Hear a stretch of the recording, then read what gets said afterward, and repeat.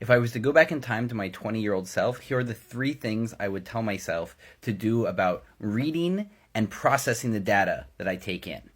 Number one, for books. The most efficient and friendliest way to take notes in a book is to do it in the back. So if it does hit the used bookstore, you don't get in the way of the next reader.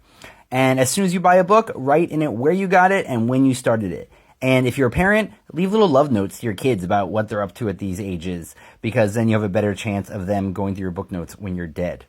The other thing that is really helpful is come up with a series of symbols for yourself. Some of mine are T means add it to my timeline, which will be topic number 2. Star means a nice quote. XB means add it to Lex's brain, my series of databases of knowledge, which will be topic number 3. Number means added to my hermetic memory wall. A always stands for Aristotle. TH stands for a new word, thesaurus, for my quotomancy and theomancy. And then finally, money Q for money quote. Number 2, I think timelines are one of the best ways to organize information. I would also caution you not to make too many timelines. For me, it works very well to have one for cannabis and psychoactives, which is my main field of study, and that is about 60,000 words now, with simply entries of what the topic is, as well as links to the original research of whatever it's saying, and sometimes some of the best notes from it as well. So it's an easy way to scan on various things that you care about.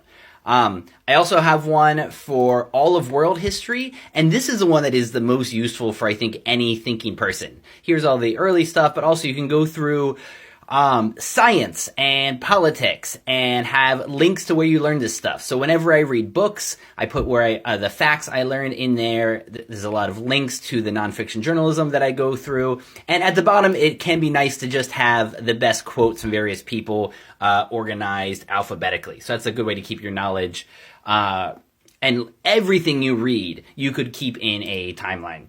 And then lastly, I also have one for the supernormal because that's my next field of study and what my next books will be about. Number 3, a tree folder system to keep all of my images and knowledge. So I used to use Evernote for this. Then I had a private Wicca on Google Sites. I would not recommend any of that. Just keep things on your computer so it's really easy to search. And then you can keep everything in folders at these high levels. For instance, in my Matter in the Natural World, you click on that and we have the bestiary of all the animals. And in there I have all the different animals and the images I have of them.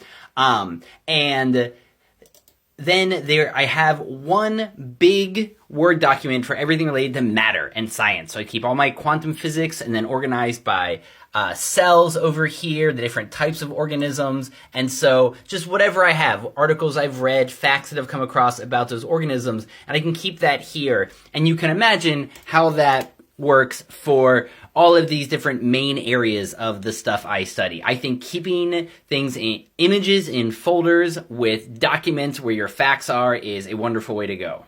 Overall, I see those digital methods as a way to complement what I'm trying to put into my own brain as well. But there is a hope as I move into this memory palace work that I can keep more and more of this in my head, and also that there will be visual walls that I can play with where I can just pull it up at the touch of a finger. Already, I can get to that data really quickly, and it's easy to review everything I've learned about a certain animal or a certain scientific topic.